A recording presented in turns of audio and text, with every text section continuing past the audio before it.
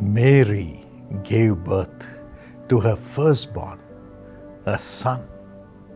She wrapped him in clothes and placed him in a manger. Maryam ने अपना पहलोठा पुत्र जनी और उसे कपड़े में लपेटकर चरनी में रखा। Luke 2 and verse 7. लूका अध्याय 2:7 कहता है, Mary gave birth to her firstborn, Maryam ने अपना पहलोठा पुत्र जनी, a son. एक पुत्र को जन्म दिया। Mary gave birth to a son exactly according to the prophetic guidance given to her. Maryam ने अपने पुत्र को बिल्कुल वैसे ही जन्मा जिस तरह से भविष्यवाणी में उसके बारे में बताया गया था।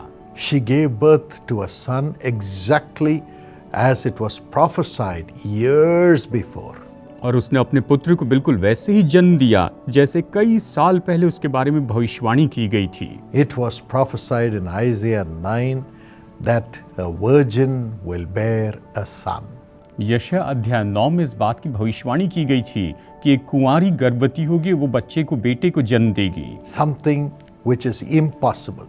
ऐसा जो कि पूरी तरह से असंभव था। When God brings a new birth in your life, an impossible thing made to happen in your life, it is beyond understanding. जब परमेश्वर आपके जीवन में आपको नया जीवन देते हैं, नया जन्म देते हैं, तो ये तो बिल्कुल नया जीवन शुरू होता है और ये समझ से बिल्कुल बाहर की बात है। That is God. और वही तो परमेश्वर हैं। It happened exactly for this virgin Mary, as God had determined.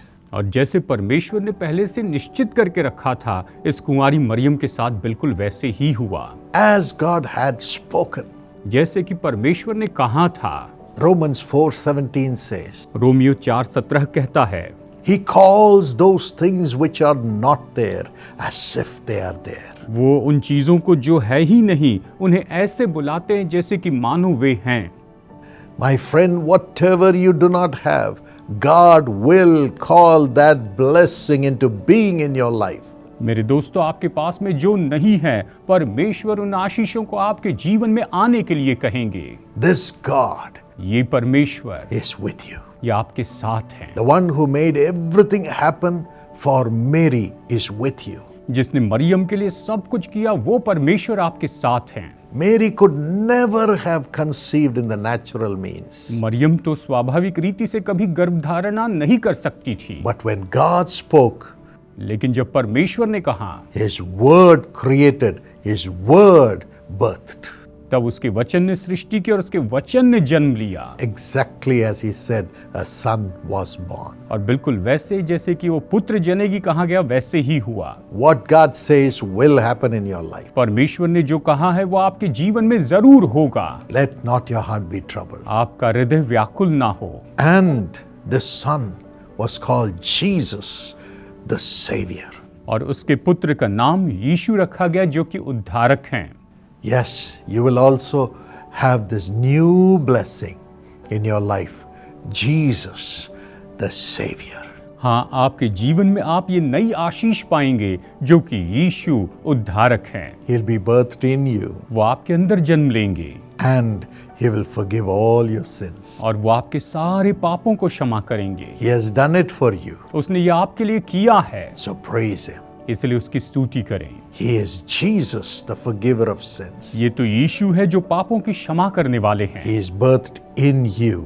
वो आप में जन्म लेते हैं। Your sins are forgiven as you have given your life to Jesus. जैसे आपने अपना जीवन प्रभु यीशु मसीह को दिया है, आपके पाप क्षमा किए गए हैं। Mary gave herself to God for this blessing. Maryam ने अपने आप को परमेश्वर को सौंप दिया इस आशीष के लिए। And Jesus the Savior was birthed in her. और उसमें यीशु जो उद्धारक है, उसने जन्म लिया।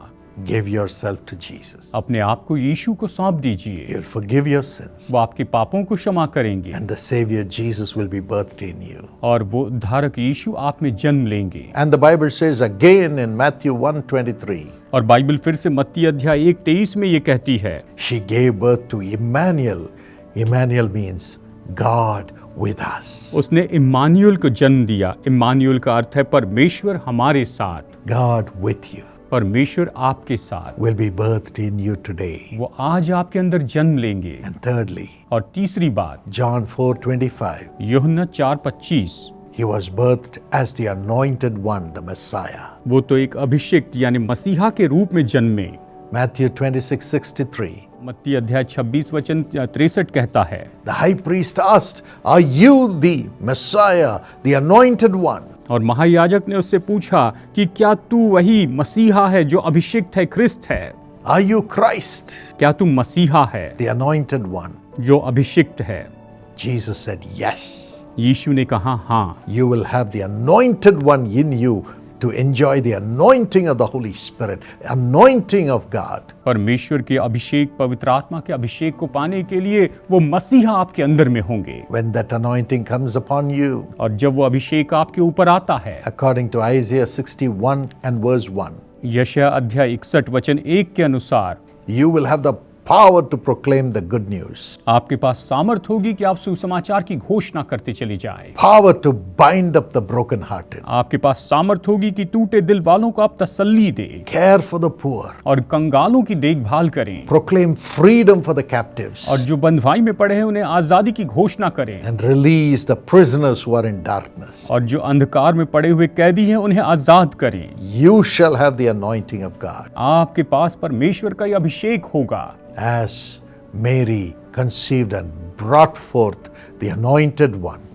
और जैसे मरियम ने गर्भ धारणा किया और उसने उस अभिषिक्त को जन्म दिया, the Savior, उस उद्धारक को, the Emmanuel, God with us always to answer our prayers. वो इम्मानुएल की परमेश्वर हमारे साथ हमेशा है कि हमारी प्रार्थनाओं का उत्तर दे। Jesus will be in you and with you also because you have given yourself to Jesus. यीशु आप में और आपके साथ में होगे क्योंकि आपने खुद को यीशु को सौंप दिया है। Father, पिता, I pronounce all these three blessings which are in you upon thy children. पिता, मैं इन तीनों आशीषों की घोषणा करता हूँ जो कि आप में हैं, तेरे आपकी संतानों पर इनकी घोषणा करता हूँ। Let them enjoy salvation and be free from sin.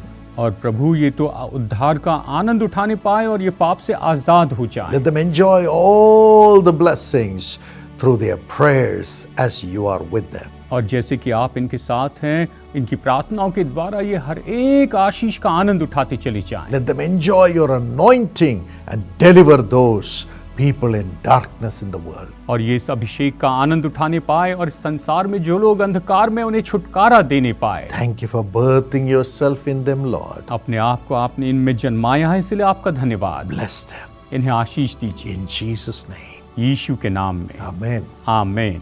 My friend, मेरे दोस्तों, if you are near a prayer tower, अगर आप प्रेयर टावर के पास रहते हैं, our prayer warriors will be visiting you this Christmas and praying in your home. हमारे prayer warriors जो हैं, प्रार्थना योद्धा इस क्रिसमस के समय आपसे मुलाकात करने आएंगे और आपके घर में प्रार्थना करेंगे। Receive them.